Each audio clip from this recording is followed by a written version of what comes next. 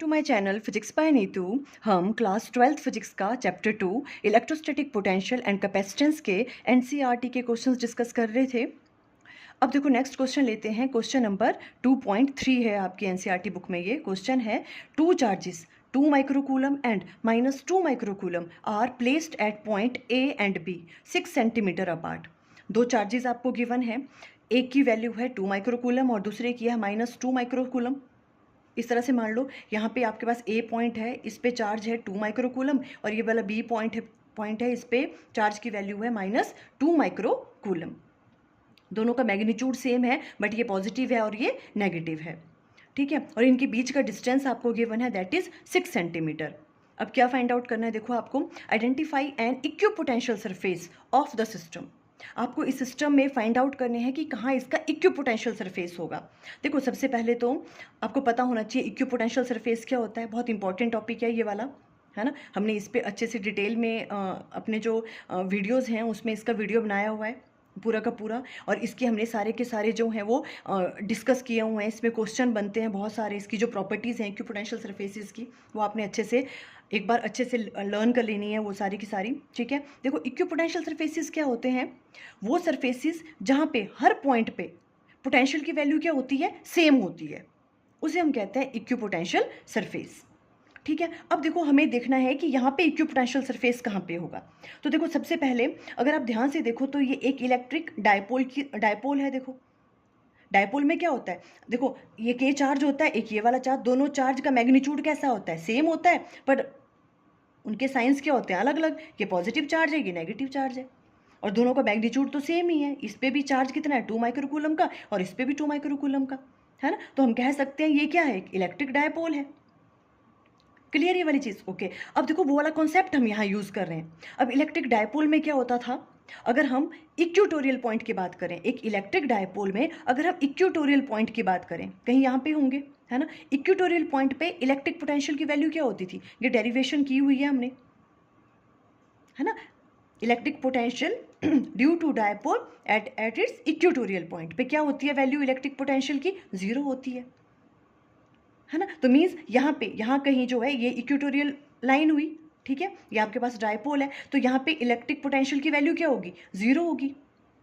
वैसे अगर यहाँ पे लेंगे तो भी इलेक्ट्रिक पोटेंशियल की वैल्यू 0 होगी, सब जगह इलेक्ट्रिक पोटेंशियल की वैल्यू क्या होगी, 0 होगी, है ना। अब देखो हम एक चीज़ यहाँ से कंफर्म कर सकते हैं कि देखो यहाँ पूरे जो एक डायपोल है, ये एक डायपोल की तरह बिहेव कर रहा है। डायपोल में जो इक्वेटोरियल पॉइंट है वहाँ पे इलेक्ट्रिक पोटेंशियल की वैल्यू 0 होती है, ठीक है। अब देखो हर जगह इक्वेटोरियल लाइन पे हर जगह इलेक्ट्रिक पोटेंशियल की वैल्यू क्या होगी, 0। तो हम ये भी तो कह सकते हैं कि जो इलेक्ट्रिक पोटेंशियल की वैल्यू है वो क्या है, सेम है हर जगह इक्वेटोरियल लाइन पे। बेशक वो 0 है पर सेम भी तो है, हर जगह 0 0 0 होगी इक्वेटोरियल लाइन पे। इलेक्ट्रिक पोटेंशियल की वैल्यू क्या हो रही है, सेम हो रही है, 0 0 0 0, है ना। तो वहीं पर ही क्या बन जाएगा, equipotential surface. Because equipotential surface पे कौन से सरफेस होते हैं, जहां पे एवरी पॉइंट पे पोटेंशियल की वैल्यू क्या होती है, सेम होती है। तो यहां पर भी इक्विपोटेंशियल सरफेस कहां बनेगा, इसके इक्वेटोरियल पॉइंट्स पे, है ना। ये है इसकी इक्वेटोरियल जो लाइन है। तो यहाँ पे जो पोटेंशियल की वैल्यू है एवरी पॉइंट पे क्या होगी, उस प्लेन में 0 होगी, है ना। तो आप किस तरह से राइट डाउन करोगे, देखो ये एक डायपोल बन गया। तो देखो यहाँ हमने वो वाला कॉन्सेप्ट यूज़ किया कि जो इलेक्ट्रिक डायपोल है उसमें जो इक्वेटोरियल लाइन पे जब हम इलेक्ट्रिक पोटेंशियल की वैल्यू देखते हैं तो वो 0 होती है ना। तो सब जगह 0 0 0 होगी, 0 0 0 है मतलब सेम रह रही है इलेक्ट्रिक पोटेंशियल की वैल्यू। और इक्विपोटेंशियल सरफेसेस भी तो ये वही होते हैं जहाँ पे इलेक्ट्रिक पोटेंशियल की वैल्यू सेम होती है। तो इस तरह से हम यहाँ पे इक्वेटोरियल लाइन पे एक प्लेन ड्रॉ करेंगे, इस तरह से ये बनेगा आपके पास इक्विपोटेंशियल सरफेस। बस इसमें मैथमेटिकल पोर्शन कुछ नहीं है, सिर्फ आपको ये चीज़ देख के पता लगाना था कि आपको इक्विपोटेंशियल सरफेस जो है इस सिस्टम का वो कहाँ बनेगा। तो आप किस तरह से राइट डाउन करोगे, इक्विपोटेंशियल सरफेस कहाँ पे बनेगा, plane normal to A B के नॉर्मल बन रहा है passing through the mid point, और कहाँ से पास हो रहा है वो, मिड पॉइंट से पास हो रहा है। इस तरह से बनेगा इसका इक्विपोटेंशियल सरफेस। क्लियर ये वाली बात आपको, ठीक है। सेकंड देखो क्या पूछ रहे हैं सेकंड पार्ट में, what is the direction of electric field at every point on the surface. Electric field की डायरेक्शन क्या होगी, देखो ये भी हमने इक्विपोटेंशियल सरफेसेस की प्रॉपर्टी में किया था। इक्विपोटेंशियल सरफेसेस पे जो इलेक्ट्रिक फील्ड की डायरेक्शन है वो हमेशा उस इक्विपोटेंशियल सरफेस के क्या रहती है, परपेंडिकुलर रहती है, नॉर्मल होती है। ठीक है, तो देखो ये है आपके पास इक्विपोटेंशियल सरफेस, इसके हर पॉइंट पे इलेक्ट्रिक फील्ड की अगर हमें डायरेक्शन देखनी है तो वो इस प्लेन के क्या होगी, नॉर्मल परपेंडिकुलर होगी। ठीक है, तो मीन्स इलेक्ट्रिक फील्ड की डायरेक्शन इधर को भी हो सकती है, नॉर्मल इधर को भी हो सकती है ना। पर कौन सी डायरेक्शन होगी इलेक्ट्रिक फील्ड की, हमें पता है इलेक्ट्रिक फील्ड की डायरेक्शन कहाँ से कहाँ होती है, पॉजिटिव टू नेगेटिव, तो ये पॉजिटिव चार्ज है, ये नेगेटिव चार्ज है तो इलेक्ट्रिक फील्ड की डायरेक्शन कहाँ से कहाँ होगी, पॉजिटिव टू नेगेटिव, मीन्स इस डायरेक्शन में होगी। क्लियर, तो हम किस तरह से राइट डाउन करेंगे, electric field is always normal to the equipotential surface, हमें पता है ना, and its direction is towards negative charge इस केस में। ठीक है, किस तरफ को होगी यहाँ पे, टूवर्ड्स नेगेटिव चार्ज होगी, इस तरफ को इलेक्ट्रिक फील्ड की डायरेक्शन। और ये चीज़ हमें पता है कि इलेक्ट्रिक फील्ड की डायरेक्शन जो है इक्विपोटेंशियल सरफेस के हमेशा क्या रहती है, परपेंडिकुलर रहती है। तो बस इस तरह से ऐसे वाले क्वेश्चंस को आप इस तरह से सॉल्व करोगे। क्लियर, अंडरस्टैंड हो गया ये वाला। अब देखो नेक्स्ट क्वेश्चन ले रहे हैं। नेक्स्ट क्वेश्चन ये आपके एनसीईआरटी बुक में क्वेश्चन नंबर 2.4 है। देखो क्वेश्चन क्या है, a spherical conductor of radius 12 centimetre has a charge of 1.6 into 10⁻⁻7 coulomb distributed uniformly on its surface. एक स्फेरिकल कंडक्टर आपको गिवन है, फॉर एग्जाम्पल ये आपके पास एक स्फेरिकल कंडक्टर है। ठीक है, देखो जैसे ही कंडक्टर की बात आई ना तो आपको हमेशा याद रखना है, हमने बहुत बार डिस्कस किया हुआ है, कंडक्टर पे जो चार्ज होता है वो सारा का सारा चार्ज कहाँ होता है, उसके सरफेस पे लाई करता है। ठीक है, इनसाइड द कंडक्टर चार्ज की वैल्यू 0 होती है। अगर यहाँ पे इंसुलेटर होता तो इंसुलेटर के केस में जहाँ चार्ज है ना वहीं पे रहता है।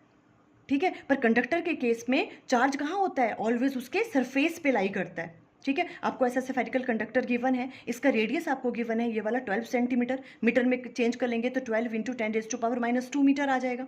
ठीक है, अब देखो हैज़ चार्ज की वैल्यू गिवन है 1.6 into 10⁻⁻7 coulomb distributed uniformly on its surface. यहाँ पर तो क्वेश्चन में इन्होंने कह दिया कि सरफेस पे डिस्ट्रीब्यूटेड है चार्ज, और हमें वैसे भी पता है अगर नहीं भी लिखा होता सरफेस तो कंडक्टर में चार्ज कहाँ होता है, ऑलवेज उसके सरफेस पे रिसाइड करता है। ठीक है, ये वाली बात क्लियर हुई। Okay, what is the electric field, आपको इलेक्ट्रिक फील्ड फाइंड आउट करनी है। ठीक है, वैसे तो ये क्वेश्चन आई थिंक पिछले वाले चैप्टर में होना चाहिए था, पर चलो अब इस चैप्टर में है, हमें इलेक्ट्रिक फील्ड की वैल्यू फाइंड आउट करनी है। फर्स्ट वाले केस में इनसाइड द स्फीयर, हमें स्फीयर के अंदर देखनी है यहाँ पे कि इलेक्ट्रिक फील्ड की वैल्यू क्या होगी।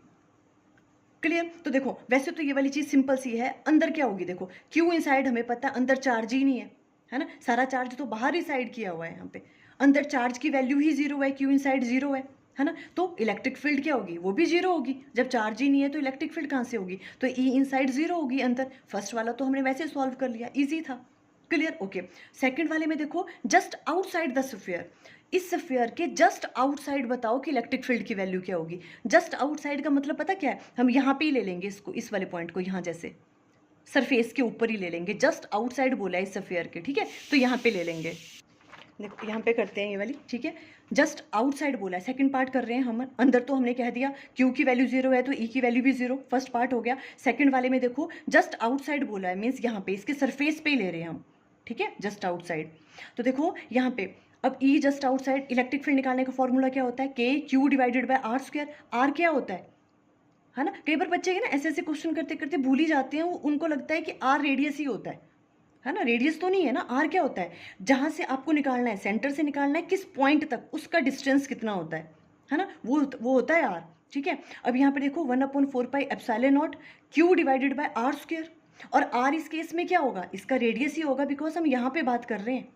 ठीक है, कि जस्ट आउटसाइड, तो हम इस सरफेस पे बात कर रहे हैं, और ये क्या हो गया इसका, देखो यहाँ से लेके यहाँ तक का डिस्टेंस कितना हो गया, जो इसका रेडियस गिवन है आपको 12 इंटू 10⁻⁻2, तो आर की वैल्यू वो ले लेंगे। जस्ट इजी है, इसमें वैल्यूज पुट करो सिंपल। ठीक है, यहाँ आ जाएगा 1/4πε0, क्यू की वैल्यू आपको गिवन है क्वेश्चन में 1.6 into 10⁻⁻7 divided by r square. R की वैल्यू क्या है आपके पास 12 इंटू 10⁻⁻2, हमने मीटर में चेंज कर ली, इसका स्क्वायर।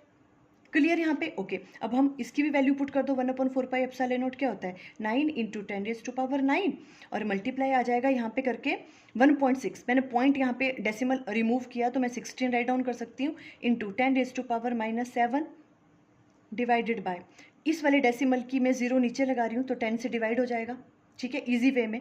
अब देखो इसकी वैल्यू हमने राइट डाउन कर ली, इसका हमने स्क्वायर करना है, तो यहाँ पे स्क्वायर करके क्या आएगा, 12 12 से क्या होता है 144, तो 144 मल्टीप्लाई बाय 10 की पावर -2, -2 क्या हो जाएगा 10 की पावर -4। यहाँ तक ऐसे कर लिया हमने, कोई प्रॉब्लम, ईजी है ना। अब देखो हमने क्या करना है, अब जो चीज़ कट हो रही है आप उसको कट करो, देखो ये 9 से चला जाएगा, है ना, 9 1 ज़ा 9, और यहाँ पे आ जाएगा, अगर आप इसको करोगे देखो तो कितना आएगा यहाँ पे, ये आ जाएगा आपके पास 16 9 ज़ा 144। ठीक है, देखो 16 से 16 कैंसल आउट हो गया, इजी। अब देखो क्या आ जाएगा यहाँ पे 1 इंटू 10 रेज टू पावर, देखो यहाँ पे 7 8 9 2 आ जाएगा यहाँ पे, और ये वाली चीज़ देखो -4 और यहाँ 1 है तो -3, ऊपर जाएगा तो +3 इंटू 10 रेज टू पावर 3, तो ये क्या आ गया आपके पास 1 इंटू 10 रेज टू पावर 5, 3 + 2 5, ये आ गया आपके पास इलेक्ट्रिक फील्ड की वैल्यू, और इसके यूनिट्स क्या होते हैं, न्यूटन पर कूलम। ये आ गई आपकी ई की वैल्यू, कहाँ पे, just outside the sphere. Easy easy thing थी, कोई ज़्यादा प्रॉब्लम नहीं थी इसमें, क्लियर। अब देखो सी पॉइंट में क्या कहा था इन्होंने, सी में क्या फाइंड आउट करना है, at point 18 centimetre from the centre of the sphere, centre से कितना दूर 18 सेंटीमीटर, पी पॉइंट है कोई, वहाँ पे इलेक्ट्रिक फील्ड की वैल्यू क्या होगी। ठीक है, तो 18 सेंटीमीटर मीन्स यहाँ से लेके कोई पॉइंट यहाँ पे है आपके पास पी पॉइंट। ठीक है, और इनका डिस्टेंस कितना गिवन है आपको, ये पूरा का पूरा यहाँ से लेके यहाँ तक का, ये कितना है 18 सेंटीमीटर, मीटर में चेंज कर लोगे तो कैसे राइट डाउन करेंगे, ऐसे राइट डाउन कर लो 18 into 10 raise to power -2 metre, ये पी पॉइंट का डिस्टेंस है। ठीक है, ये वाला डिस्टेंस आपको क्लियर हो रहा है ना, ये वाला। बस यहाँ पे फाइंड आउट करनी है हमें इलेक्ट्रिक फील्ड की वैल्यू, सिंपल वही फॉर्मूला क्या होगा, देखो ई की value 1/4 pi epsilon naught q divided by r square, है ना, तो क्यू क्या होगा यहाँ पे, देखो क्यू कितना है, वही 1.6 into 10 raise to power -7 divided by r square. अब आर की वैल्यू क्या है, ये आपको गिवन है, सेंटर से लेके किस पॉइंट पे निकालना है, पी पॉइंट पे, जो सेंटर से कितना दूर है 18 into 10 raise to power -2 metre, तो यहाँ आएगा 18 इंटू 10 रेज टू पावर -2, इसका स्क्वायर करेंगे अब हम, ये वाला आर स्क्वायर, बस सिंपल। अब इसको कैलकुलेट कर लो क्या आ जाएगा, देखो इसकी वैल्यू राइट डाउन करेंगे यहाँ, ये आ जाएगी आपके पास 9 इंटू 10 रेज टू पावर 9, यहाँ पे देखो ये डेसिमल हटाए यहाँ पे, तो 16 into 10 raise to power -7 divided by, यहाँ पर देखो 18 मल्टीप्लाई बाय 18 मल्टीप्लाई बाय 10 की पावर -2, और 10 की पावर -2 हो गया 10 की पावर -4, और यहाँ पे ये वाला डेसिमल हमने हटाया था तो इसका 10 लगेगा नीचे। ठीक है, अब इसको सॉल्व कर लो, देखो सॉल्व करेंगे 9 1 ज़ा 9, 9 2 ज़ा 18 हो गया। ठीक है, अब देखो क्या क्या करना है हमने, यहाँ पे कर लो, देखो यहाँ पे अगर हम करते हैं 2 1 ज़ा 2, 8 आ जाएगा यहाँ पे। ठीक है, और इसको भी कर लो तो कितना आ जाएगा यहाँ पे 4 2 ज़ा 8, और यहाँ पे क्या आ जाएगा 9, तो 4 डिवाइडेड बाय 9 आया, तो क्या आया यहाँ पे 4 डिवाइडेड बाय 9 इंटू 10 की पावर, देखो 10 की पावर यहाँ 9 है, यहाँ 7 है, 9 में से 7 गया, कितना रह गया 2। ठीक है, तो यहाँ पे आ जाएगा आपके पास 2 इंटू, यहाँ पे देखो द्वारा वही -4 में से 1 गया तो -3, ऊपर जाएगा तो 10 की पावर 3, और 4 डिवाइडेड बाय 9 जब आप ये सॉल्व करोगे आएगा 0.44 into 10 raise to power 5 newton पर कूलम। बस सिंपल था ये वाला, तो है ना, फॉर्मूला बेस्ड क्वेश्चन था, सिंपल, कोई प्रॉब्लम नहीं थी। ठीक है, सिर्फ आर की वैल्यू चेंज की और इस तरह से हमने इलेक्ट्रिक फील्ड का ये थर्ड पॉइंट हो गया। आपके पास स्क्रीनशॉट लेना है तो आप यहाँ से लोगे। ठीक है, ये फर्स्ट पॉइंट हो गया, बी वाले पॉइंट में ये वाला ले लिया हमने आर, जो रेडियस था इसका, ये वाली आ गई, और थर्ड वाले में आपको आर की वैल्यू गिवन थी 18 सेंटीमीटर, है ना, उसको राइट डाउन कर लिया हमने 18 into 10 raise to power -2 metre. बस ये सारा सॉल्व करके ये वाली चीज़ आ गई, इसको आप ऐसे भी राइट डाउन कर सकते हो 4.4 into 10 raise to power 4 newton पर कूलम। इस तरह से क्वेश्चन आप सॉल्व करोगे ये वाले। Okay, thank you.